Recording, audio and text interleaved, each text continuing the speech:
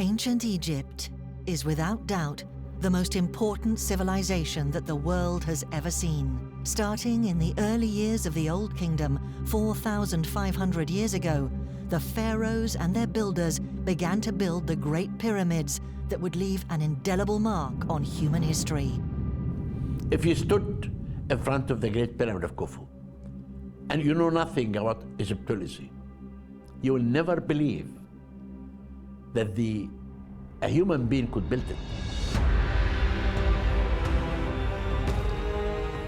Surrounding these vast tombs, the entire Giza plateau was also transformed, sculpted out of the rock by successive rulers. The plateau became a true necropolis, the Giza necropolis, one of the biggest cities of the dead the world has ever seen. Today, specialists from all over the world are working to solve the mysteries of this monumental site. But one structure still eludes them: the sanctuary's legendary guardian, the great Sphinx of Giza, carved into the mountainside. They cut off the biggest statue of Egypt, 73 meters long, 21 meters high. The Sphinx and its temple are unique. It never happened before. After centuries of relentless studies and analysis, this enigmatic creature still refuses to reveal its secrets. Unfortunately, till now, we have no signature anywhere or any tablet saying, "I made the Sphinx." We don't know. Who is it? When was it built? And why? Above all, who was the person that built it? If you look at the facade of the Valley Temple of Cafrey and the facade of the Temple of the Sphinx, look exactly the same. The sun sets exactly on that intersection, over the Sphinx's right shoulder and into the sanctuary on the east. The world's greatest Egyptologists continue their research in the field. So one could imagine that the Sphinx is the King Cafrey. Why not? Because it's in front of his pyramid. But in fact, it's much more complicated than that. Have to see better. They are unearthing new clues, interpreting them, and challenging their theories as they attempt to reveal the true story of the Sphinx.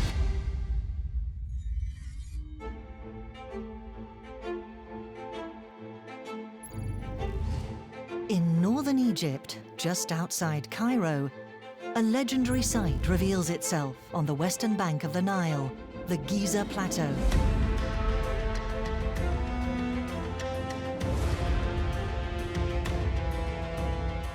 Here, the famous tombs of the pharaohs stretch to the sky, still standing after more than 4,500 years.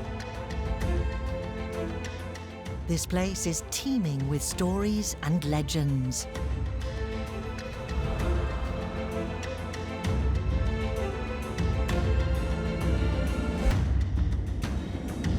The Giza Plateau is dominated by the pyramids, but not less remarkable is the Great Sphinx of Giza, which is on the eastern side, facing out as you approach the pyramids, and it acts as the guardian of the necropolis. Amid these marvels of human history, the Sphinx stands out in all its splendor. A mythical creature with a human head and the body of a lion. Here the Egyptians cut off out of a mountain the biggest statue of Egypt, 73 meters long, 21 meters high. So here we are with a huge monument which stayed forever. What makes the Sphinx of Giza unique is that it was carved directly out of the rocky plateau in a single block, an incredible feat for the time. Standing more than 20 meters tall and 73 meters long, it's the largest monolithic statue in the history of humankind. Here we see the mountain cut off, with the stones removed to make space to cut the Sphinx inside. And the mountain it was clear it was much bigger. It was a kind of hill, maybe something similar to what we see behind. So they searched for the best quality of the mountain, which is the head of the Sphinx. It's really the best. Then they discovered that the lower layers were a little bit more softer. But anyhow, they succeeded to cut off one of the most impressive monuments in Egypt. According to experts, it would have taken around 1 million hours to sculpt something like this out of the rock, using burins, bronze chisels, and wooden mallets. Today, the Sphinx sits in all its majesty, surrounded by the very rock that made it, captivating visitors from all over the globe. For historians and archaeologists, it's one of the most studied sculptures of the ancient world. And yet, after centuries of analysis, Giza's mythical guardian still refuses to give up its secrets. For all its fame, we still know very little about it. There are no clues or inscriptions to hint at its origins. Who is it? When was it built? And why?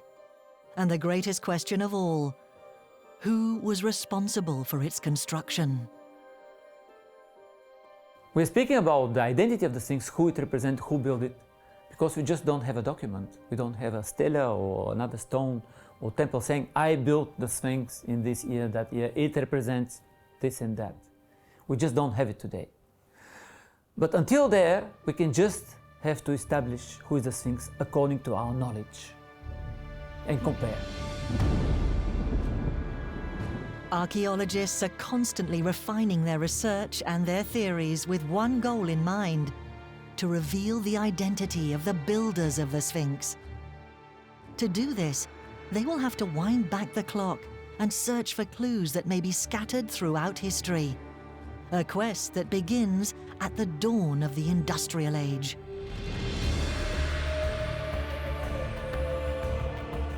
In the early 19th century, this monumental statue watching over the pyramids looked nothing like the one we know today. Back then, 200 years ago, the Sphinx was almost entirely covered in sand. Anyone who came across it saw nothing but a head rising from the desert. In modern times, during the 18th and the 19th century, the Sphinx was just known with his head. So people didn't know what it was. It was the head of a man, maybe a pharaoh. People maybe didn't know so much. So they were just seeing a head cut out of a mountain. Most of the people could maybe imagine a colossus, a standing or sitting colossus that you can see elsewhere in Egypt, of huge size.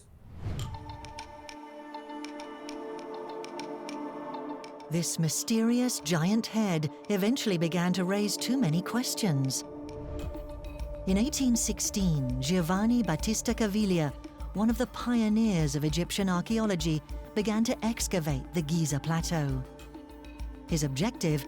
To find out what this legendary figure was, hiding beneath the sand. It was the first obstacle in the quest to find the origin of the Sphinx, and a colossal undertaking. To uncover the statue, thousands of tons of sand were carried away by hand. It uncovered an area of around 1,500 square meters, and its height was as yet unknown. It took a year before Caviglia and his team were able to clear the front section in its entirety. In 1817, Caviglia cleaned in front of the Sphinx, and then they discovered that it has an animal's paws of a lion. For the first time in centuries, if not millennia, a part of the statue's enigmatic body was finally revealed. But shortly afterwards, perhaps even the following year, the Sphinx was once again covered by sandstorms. Scores of archaeologists took up the task so that this incredible discovery could continue. With every attempt, it was only partly revealed, only to be buried once more, as if the guardian of Giza wanted its secrets to stay hidden. There was a lot of clearing away of the head and the shoulders of the Sphinx because they wanted to make measurements and better understand this extraordinary statue. And again, more sand came a multitude of times, and people have then cleared it away again and again. On January the 7th, 1926, a century after the first attempt, an extraordinary clearing operation led by Egyptologist Emile Barrès was finally able to fully unveil the mysterious statue of Giza.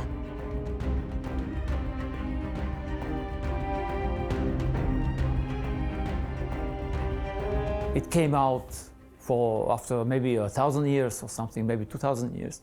It came out as it was, with the whole body. I think it was an amazing image at that time to discover such a huge statue on Earth. And then started immediately, because people understand that this is something unique, unusual.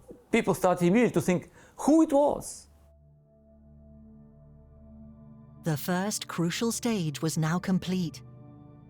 Freed from the sand's clutches, the Sphinx could now begin to tell its story. Emile Barrès and his team went over the vast statue with a fine-tooth comb in the hope of understanding more about it. The first thing they noticed was that the Sphinx had been restored several times over the years. Some parts, like the front feet, had been retouched and reinforced with stone bricks at the time of the Roman Empire in the 2nd century BC. Other modifications dated back further still. This creature, only now emerging from the earth, had apparently been long revered and maintained throughout the ages. But another discovery would allow the scientists of the time to travel back even further and more precisely through the years.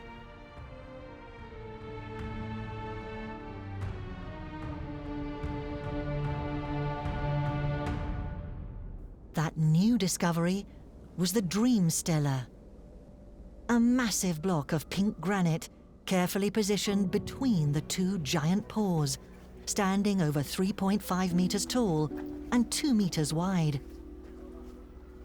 On it, the archaeologists discovered a vital message. For the first time in history, it mentioned the Great Sphinx, a vital relic for anyone hoping to discover the origins of the mysterious statue.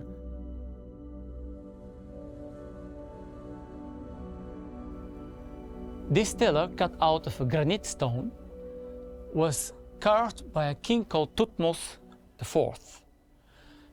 And he's representing himself making offerings to the god, Horus of the horizon, to the Sphinx. He's considering the Sphinx as a god. And he's explaining the story. The king was hunting in the Valley of the Gazelles. It's about southeast of the Sphinx. And he was hunting and hunting and hunting, and then he was really tired, and he came to rest in the shadow of the Sphinx's head and fell asleep. And there he had a dream in which the Sphinx came to him and said, "If you clear the sand away from me, you will become king of Egypt." Because at that point, he was not the heir, he was just a junior prince. So, according to the dream stealer, Thutmose cleaned away everything around the Sphinx, he did some restoration, and then he became king because his older brother died. And then he erected the dream stealer, telling the story of how he had been the chosen one. It is really a propaganda, because he's saying, I was placed here by the god Sphinx. He's a kingmaker. Most probably had difficulties to succeed. You know, the succession of a pharaoh is not always easy. So Thutmose is saying that it was because of the god Sphinx he became a king. And the central line is saying exactly this. If this story is true, the idea of digging the Sphinx out of the sand had already been raised many years before.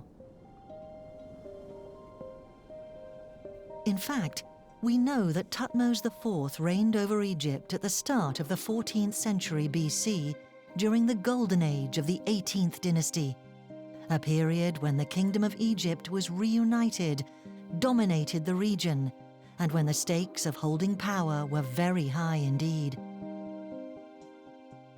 We found something politics on that stela, the story. We found that he killed his elder brother. He was supposed to be the king of Egypt. This is why he wrote this story, to show that the God, it chose him to be the king of Egypt. Then everyone will forget the crime that he did.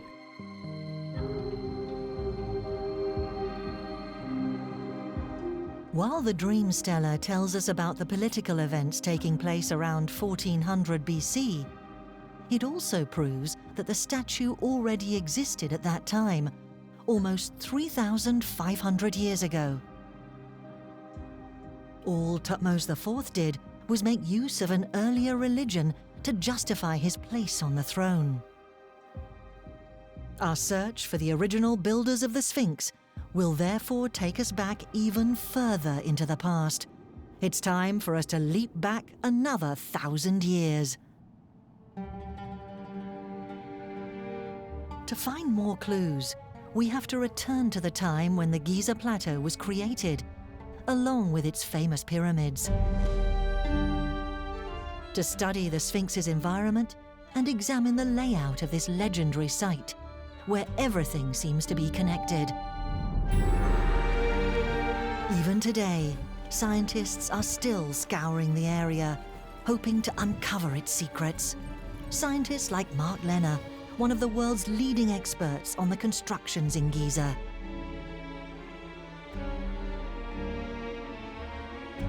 When I walk the Giza Plateau, every time I'm always taking pictures because I'm always seeing something new. It's like my notebook. I take it with me all the time, and I'm always taking pictures, even if it's the same picture that I've taken many, many times before. So like right now, I'm seeing we're right on the diagonal of the Great Pyramid of Khufu. And one interesting thing about the relationship between the Great Pyramid and the Sphinx is that the diagonal points right at the Sphinx to the southeast. And so, for example, if I take a picture of this perspective and then one of the Sphinx, the two pictures suggest to me that I should look again at that alignment. According to experts, almost all of the Giza Plateau was sculpted during the 4th dynasty, around the year 2500 BC.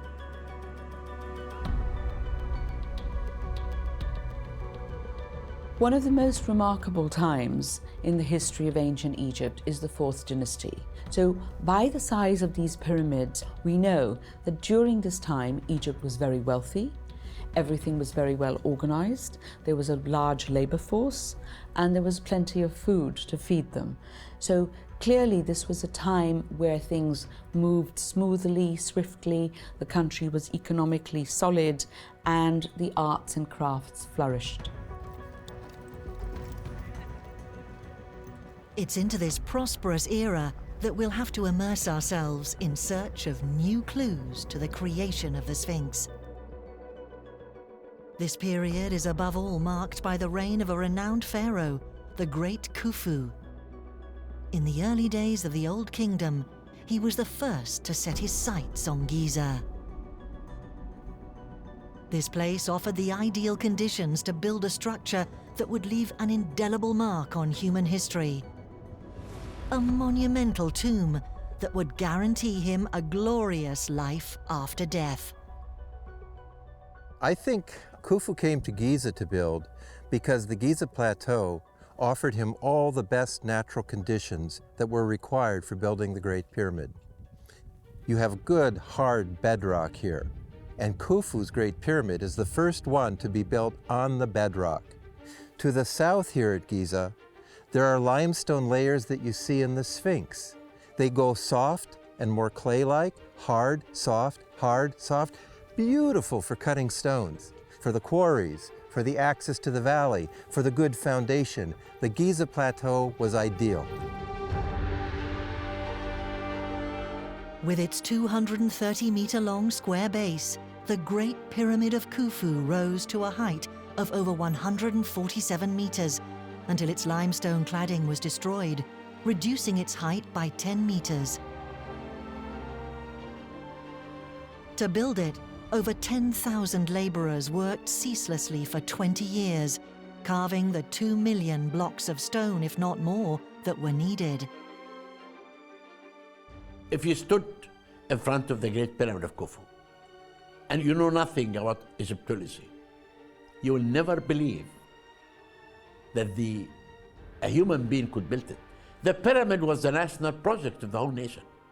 Every household in the south and the north of Egypt participated in building the pyramid by sending workforce and food to help the king.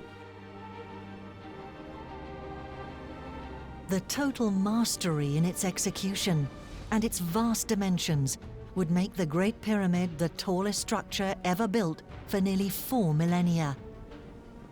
But when he came to the Giza Plateau, Khufu didn't stop at building his own giant tomb. Today, between the Sphinx and the Great Pyramid, many other tombs rise up from the sand.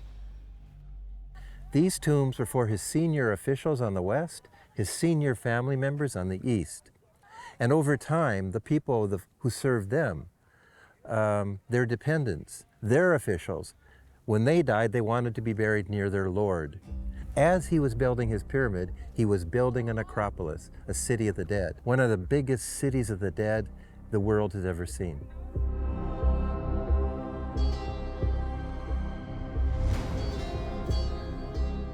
Thanks to Khufu, the Giza Plateau became the focal point of power and memory for ancient Egypt. He left such a mark that his son Cafrey followed suit.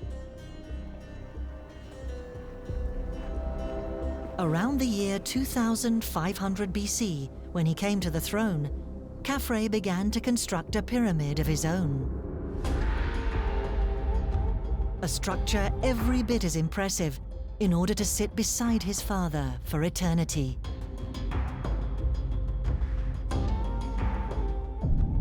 The building of Giza's funeral complex was a gradual process.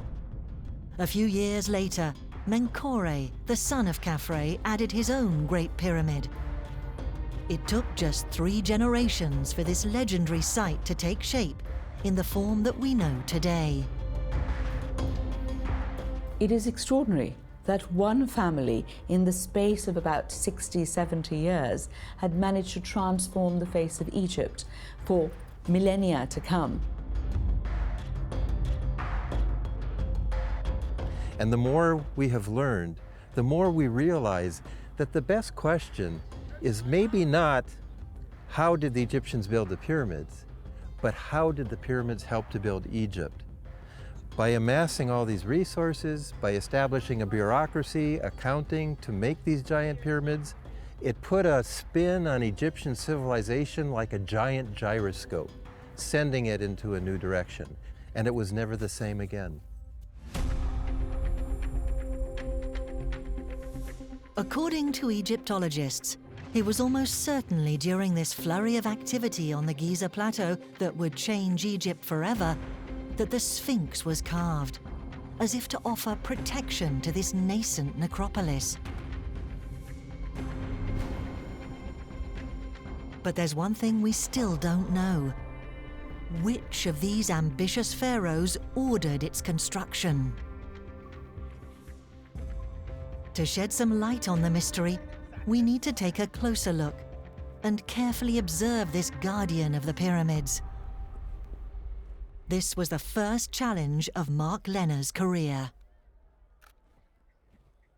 I was determined to come and work here at the Sphinx because I was drawn by the legends of a lost hall of records and the questions of who built the Sphinx and when and why. So I spent every waking moment that I could out here on the Giza Plateau, and especially the area around the Sphinx. It was in 1977 and 78 that I first started working here, actually, and doing archaeology and making maps. I was particularly concerned that nobody had mapped the Sphinx in detail. So we arranged a project to map the Sphinx to scale. As astonishing as it may seem, this structure that had been revered for thousands of years and fascinated generations of archaeologists had never been precisely mapped. So Mark Lenner began the ambitious process of photogrammetry, a technique that uses photography to precisely record the dimensions of an object. In just a few weeks, he was able to produce the first accurate plans of the statue, not just the design, but also the topographic curves, the structure of the rock, and the tool marks left over time. All this work was carried out on the front and the two sides of the body. For the first time, we could see the Great Sphinx in a drawing, like an architectural drawing, to scale. That took 3 weeks, but we couldn't use the photogrammetry to do a bird's eye view, a straight-on map. So I did that by hand, and it took me 2 years. I did a series of drawings, the top of this paw, the top of that paw, the top of the back, the top of the head, and then I put the drawings together through survey like a jigsaw puzzle. The result is this 1:50 map of the Great Sphinx, the master plan, stone by stone.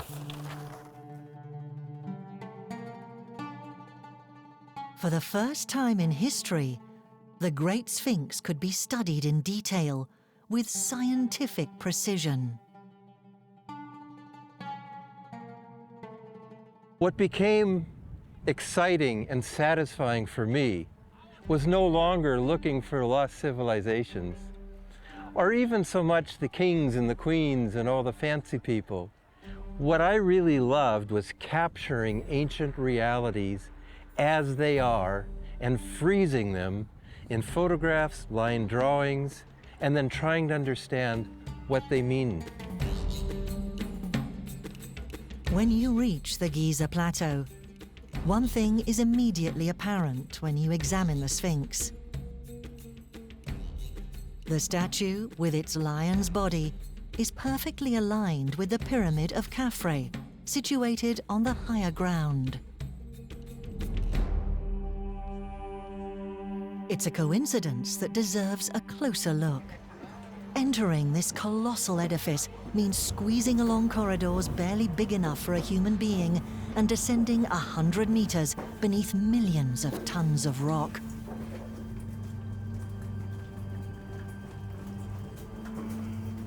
At the end of the corridor, in the center of the pyramid, directly beneath its peak, is the burial chamber.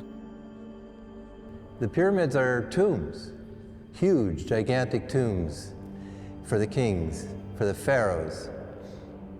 If they were only symbolic tombs, as some think, that the kings weren't really buried here, they're still tombs. There's no getting around that. Every one of them has a sarcophagus, and I think it's very probable this is the sarcophagus where Cafrey was laid to rest after he died, for sure after he died, and was mummified. Building tombs such as these was vitally important to ancient faiths, as demonstrated by the enormity of these structures. When a king dies, his son, the successor, comes to power, becomes the new king. And the first thing he's doing, he's making his tomb, his pyramid at that time.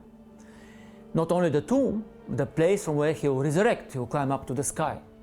So this is the first thing, let's say, from the first day, he's choosing a place and starting the building. This is where they thought they were perpetuated and kept alive with their court in the afterworld. The pyramids are tombs for that purpose, but they're not just tombs where you put the king away forever. They are actually like a big resurrection machine where the king and his whole court and society live on in a city of the afterlife. According to Egyptologists, the pyramid and tomb were only one part of each pharaoh's funeral plans. Just like his father, Khufu, Cafrey began to construct a whole complex of his own. After beginning his pyramid, Cafrey added another pyramid next to the base of its southern edge. To the east, he built his first temple, the burial temple, from which a 495-meter causeway begins. Further down, another temple was built, the Valley Temple, and next to that, the Temple of the Sphinx was built in honor of the great statue. For Mark Lenner, there's no doubt that the Sphinx was also built under orders from Cafrey. According to the archaeologist, every piece in this vast complex follows the same construction principles, carved from the same rock and built with the same materials. The Sphinx is part of one set piece, like a sculpture. A sculpture includes Cafrey's Valley Temple at the end of his long ramp or causeway made out of the living rock. The foundations of the Valley Temple belonging to the Cafrey Pyramid are made out of that same rock in the same place. The temple in front of the Sphinx is made from huge limestone blocks taken from the quarry that created the Sphinx. In fact, the side of the causeway forms the south side of the Sphinx itself. If you look at the Valley Temple, the facade of the Valley Temple of Cafrey and the facade of the Temple of the Sphinx look exactly the same. So it's like clay. You take a piece of clay and you mold out of it two temples, and you mold the great Sphinx in this clay, and then you mold the big ramp coming into these temples. Then it all looks like one piece of sculpture, a set piece, one ensemble. The Sphinx and Cafrey are intimately tied together by the very shaping, the very sculpting of the living rock. That's why, for me, it's most probable that Cafrey made the Sphinx as part of his pyramid complex. And so it would seem that around 2500 BC, Cafrey designed an entire complex, a perfectly coherent, full-scale sculpture, with the Great Pyramid on one side and the Sphinx on the other. But within this vast architectural complex, one detail interrupts the sense of harmony. The long funeral causeway connecting the Pyramid Temple to the Valley Temple has one intriguing feature. As we approach the Sphinx, there is a significant deviation between the causeway and the Sphinx. You see how they look like they're oblique to each other at an angle.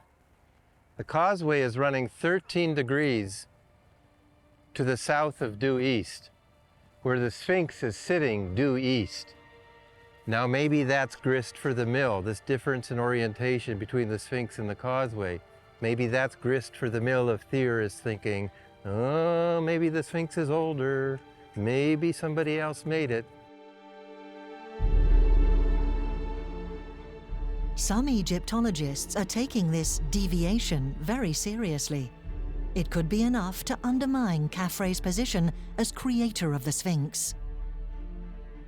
One of the curious things about if Cafrey had built the Sphinx is that why would he choose this place? Because if I were Cafrey, I would have my causeway going straight.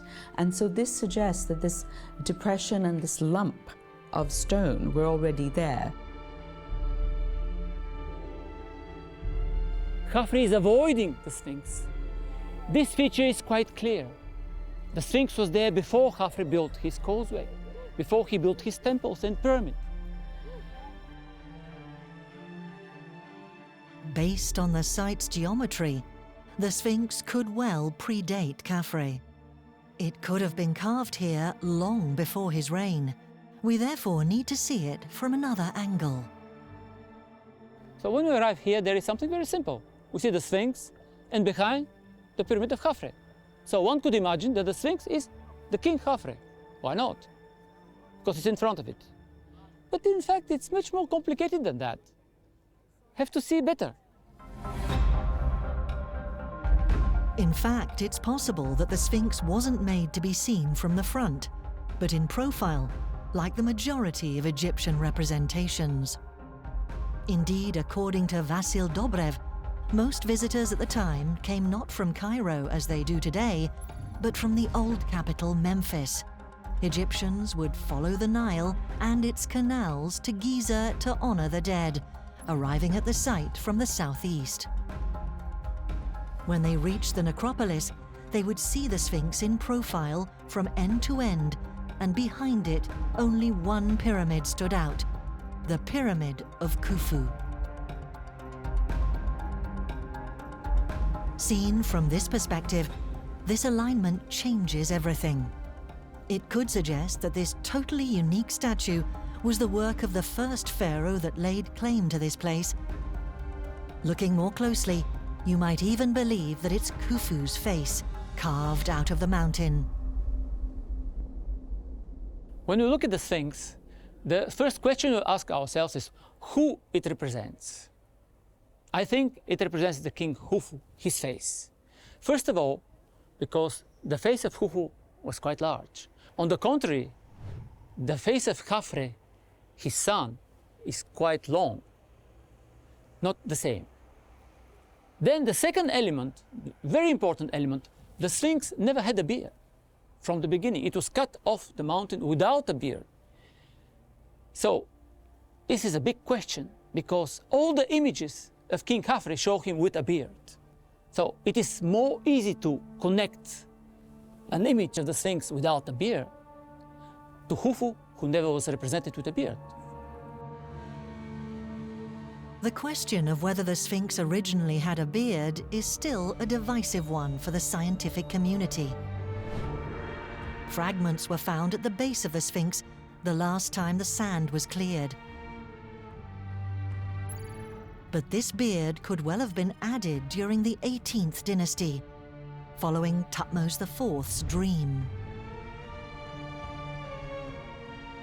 Other Egyptologists believe that it was quite simply broken off, then reattached at the time. The mystery remains unsolved.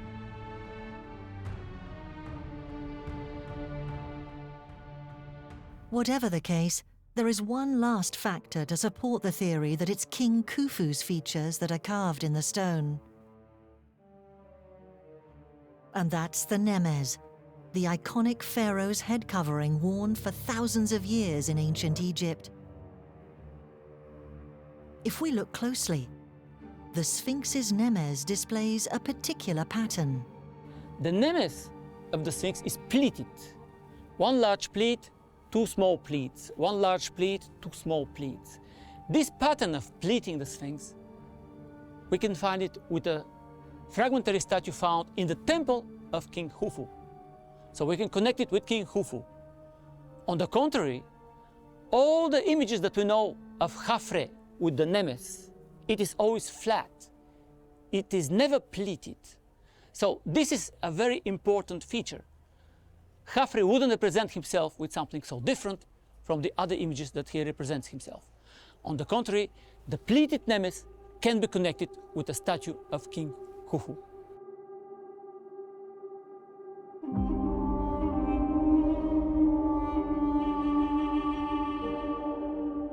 For Vasil Dobrev, the identity of the Sphinx is clear.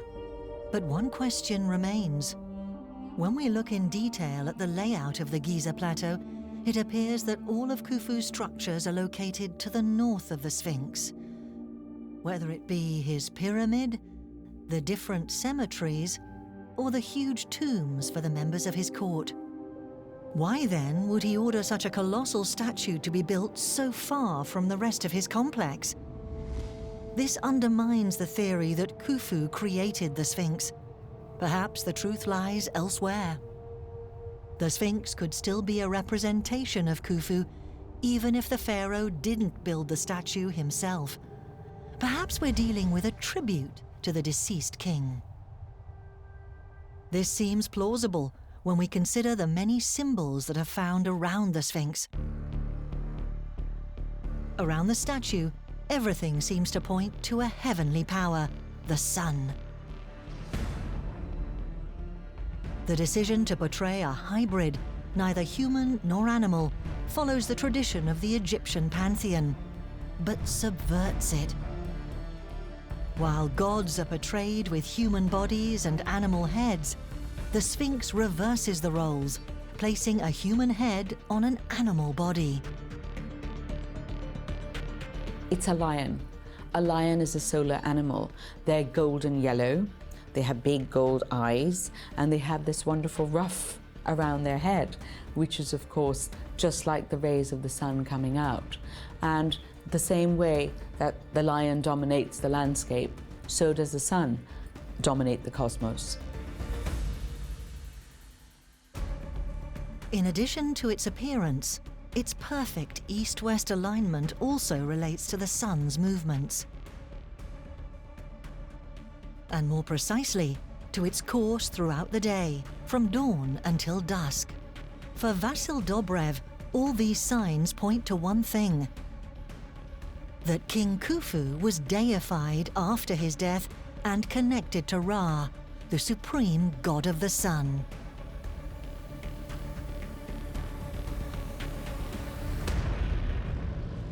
The idea is most probably that Khufu is divine. With his resurrection, he became a solar being because he's not Ra, but he's next to Ra, solar being. And now he comes down because that is the meaning of the pyramid. The pyramid itself, it is the solar rays coming from up to down.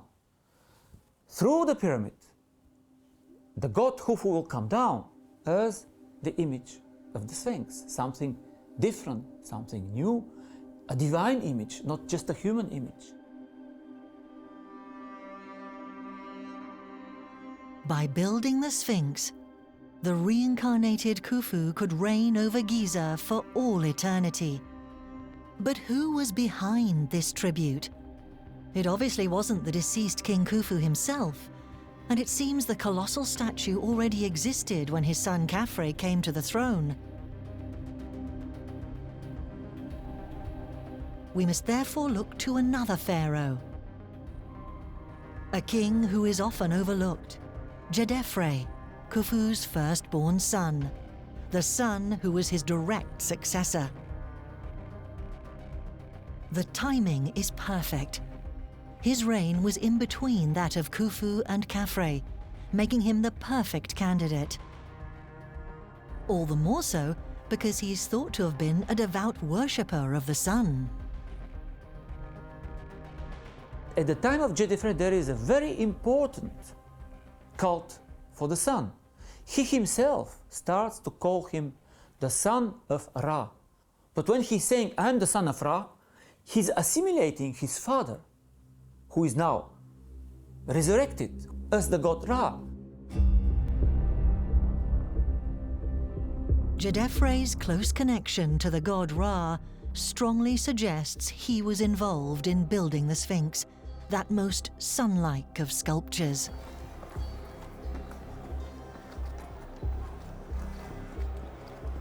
But despite all this, Mark Lehner believes these clues are not enough to dethrone Cafrey as the builder of the Sphinx. In fact, he is eager to draw our attention to another of Cafrey's structures at Giza.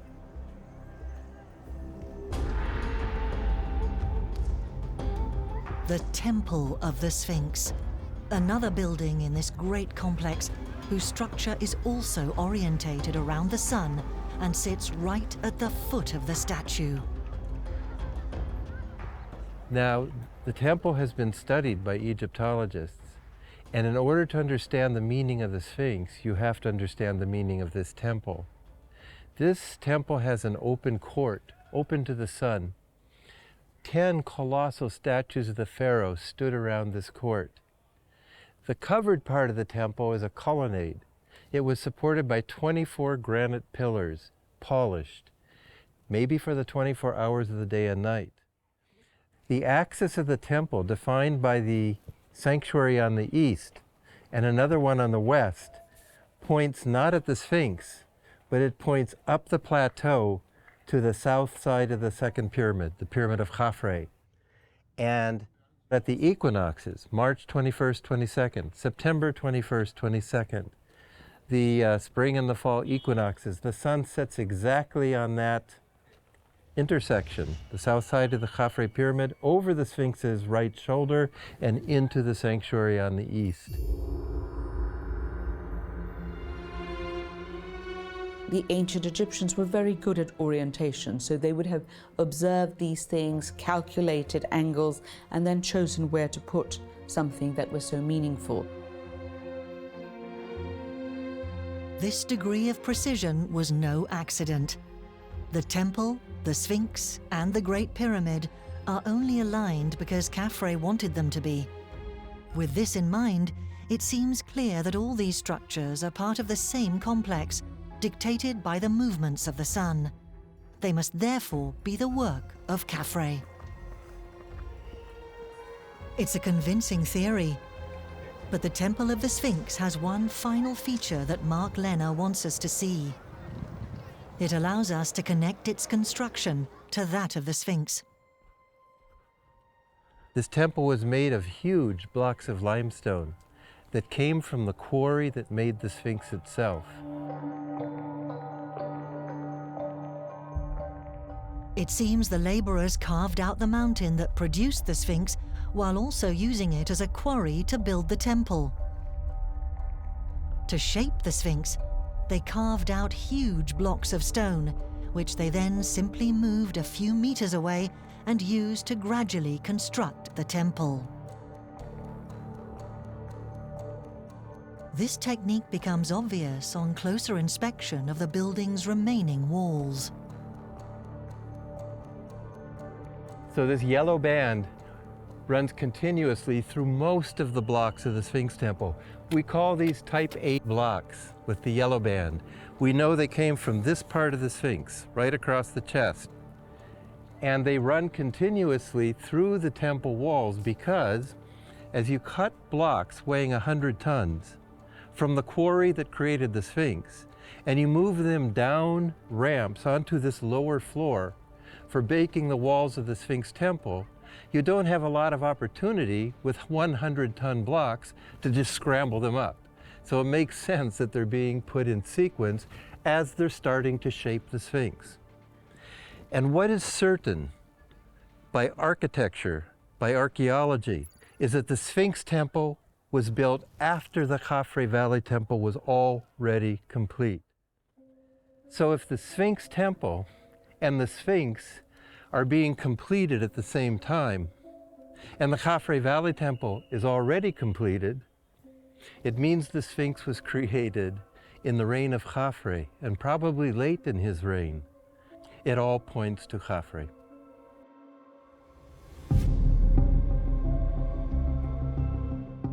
With this timeline in mind, it's hard to deny that Cafrey had a role in the construction of the Great Sphinx. In any case, that's what the clues that remain on the site today seem to suggest.